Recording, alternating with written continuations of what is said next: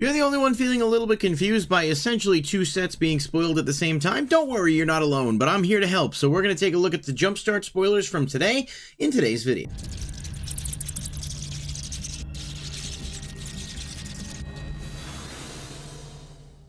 Alright everybody, thank you so much for being here. If you guys do enjoy the video, be sure to hit that like button and subscribe. Click the bell icon if you want to be notified when new videos are posted. And yes, we are right in the midst of spoiler season for both Foundations and for Jumpstart 2025, which is technically Jumpstart Foundations, but it's a Jumpstart set. It's a separate product.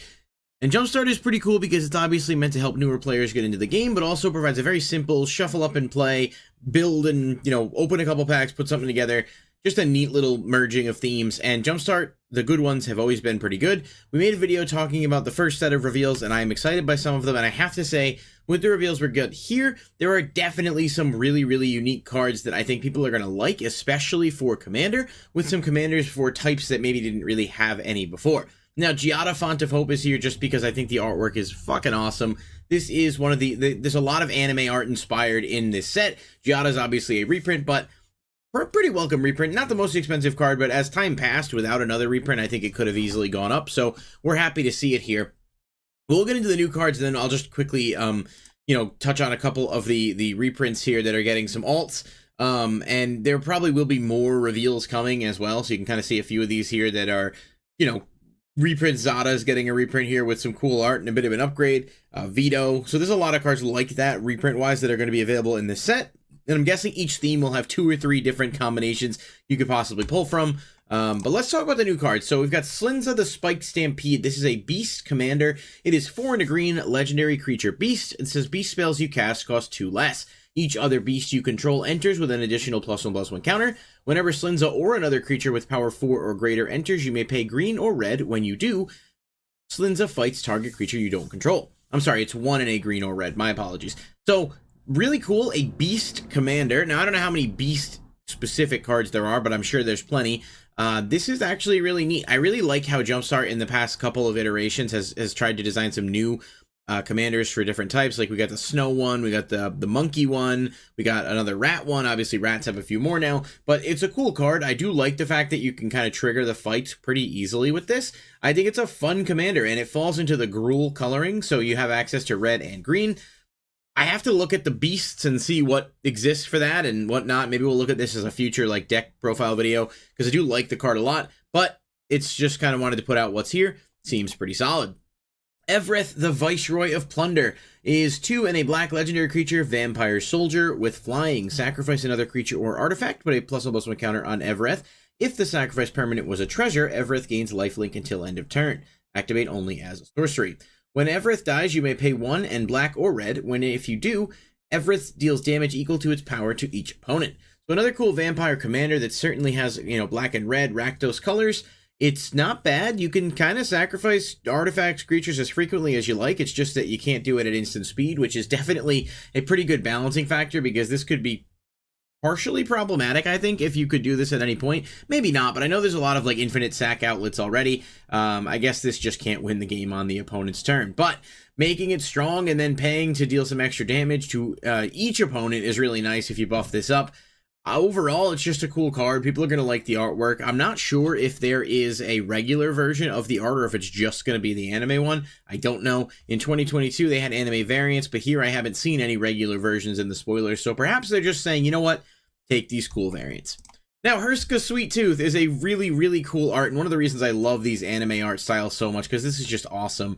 It is a 2 green legendary creature, bear. When it attacks you, create a food token. Whenever you gain life, you may pay green or white. When you do, target creature gets +X/+X until end of turn, where X is the amount of life you gained.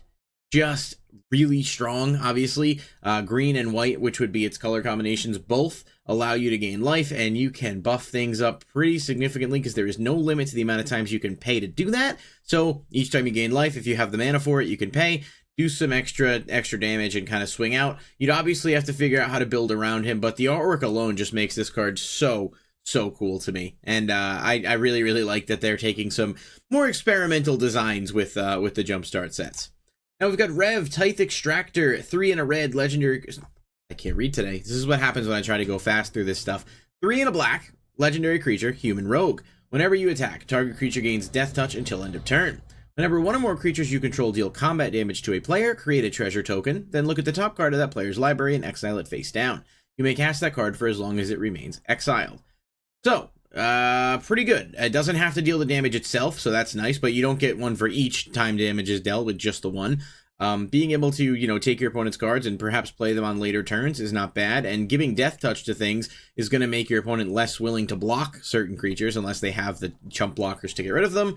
I don't know how I feel about this card overall. I think it's solid. I don't think it's incredible or anything, but because, you know, being able to play your opponent's stuff fits into that rogue strategy, and there are, you know, some commanders that perhaps this would fit well into versus being a commander on its own. But let me know what you guys think of Rev in the comments section as we keep going here.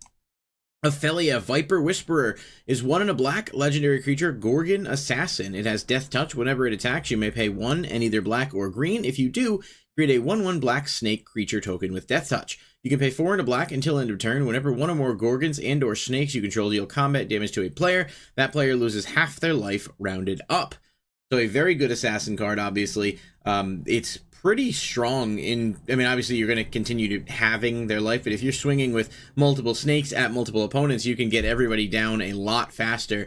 And this is probably going to become a card that, you know, is not going to be allowed to live long enough to, get to that point, so you probably want to make sure you have ways to protect it if you're bringing it out, but pretty cool. And obviously a Gorgon and / snake commander is not something I had expected, but I'm pretty happy to see it. Overall, I think Aelia is a pretty cool card.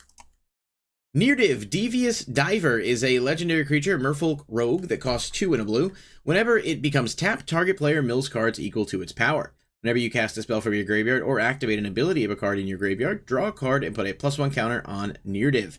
So, not bad. Obviously, if you're playing a deck that can make use of this, being able to cast stuff from the grave or use them, you're able to generate some additional resources, and tapping it allows you to mill, or you can make your opponent mill. Obviously, blue has tons of deck out strategies, but there are also some that want to be able to use things from your graveyard, so you can make yourself mill and then kind of get some free resources that you could then, you know, play from the grave or bring back from the grave, what have you. Cards with flashback, perhaps.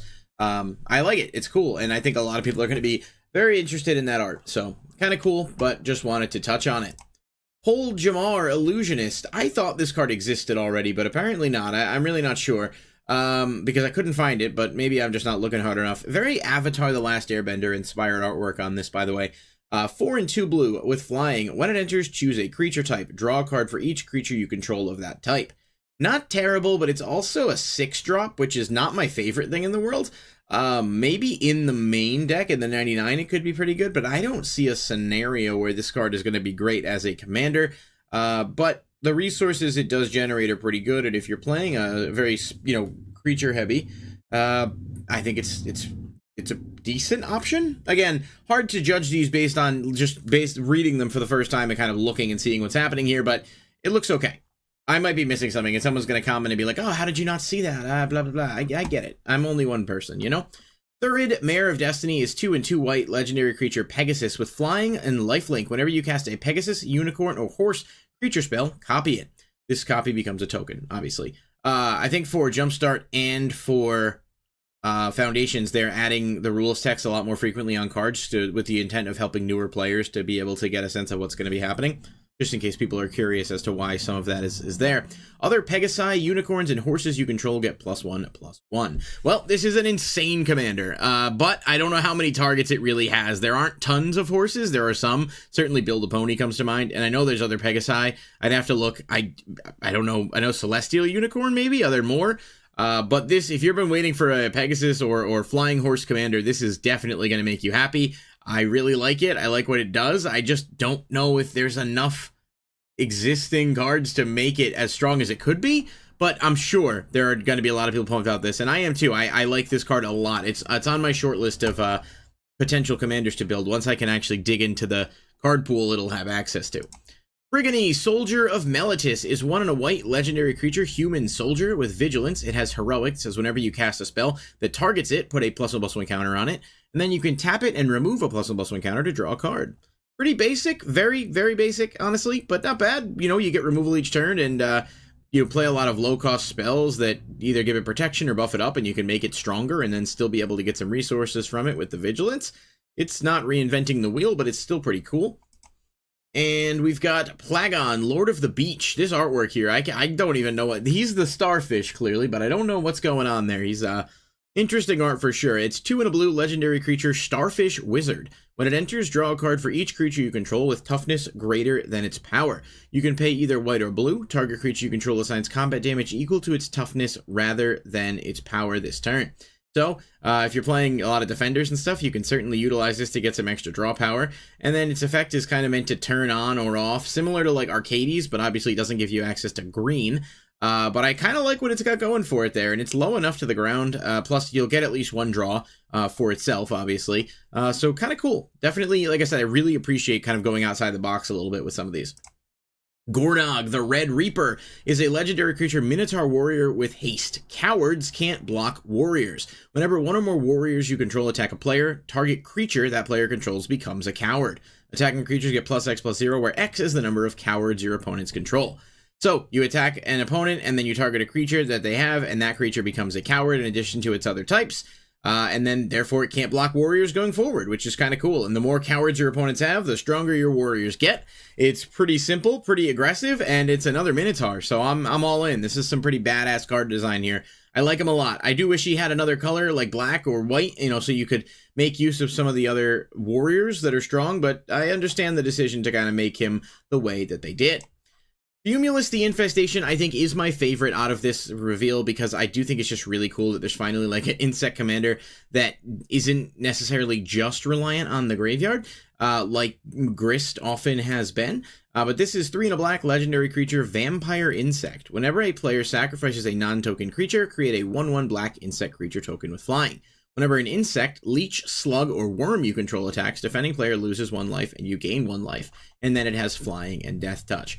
So obviously there are, you know, existence of slugs, leeches, insects, what have you, but not crazy amounts of any of those. So putting them all together onto 1 card certainly does give this some more options as a commander. But this feels extremely strong, being able to, you know, play sack outlets and things like that and just continue to create tokens and make your opponent sack stuff. I like it a lot. I definitely think it's going to take some building around, but this is my favorite. It just feels like it's really, really cool, at least on paper, and I'm excited to see what type of application it has. And finally, for this video, we've got Idolon of the Astral Winds. Some insane artwork here. Very, you know, Journey to Nyx, Theros inspired. It's 2 and a white enchantment creature, Spirit with Vigilance, and it has Constellation. Whenever it or another enchantment enters, choose target creature you control. Until end of turn, that creature has base power and toughness 4/4 and gains flying. So a very big buff for enchantment decks. I think it's pretty strong, and being able to give stuff flying, especially you give your whole board flying if you can spam multiple enchantments, is not something to understate. I think this card's actually really cool, and I'm wondering whether or not they're going to do any other enchantment stuff, or if it's just the 1 enchantments pack. We'll have to see. But overall, there are a lot of things to like about Jumpstart. I'm excited that it's a real Jumpstart set, and it's going to be one of those sets more than likely where it's going to be like, some of the singles are going to be kind of pricey, I think, because of how hard it can be to pull some of this stuff, and whether or not people will be ripping it open as much, we'll have to see. But I'm really excited for this. This is an awesome, awesome product, you know, attached to Foundations, which looks strong in its own right. And don't worry, continuing to cover Foundations as well, but there's been some exciting reveals for Jumpstart, and I wanted to get that out there for you guys. So let me know in the comment section down below what you think, and I'll catch you in the next video. Peace.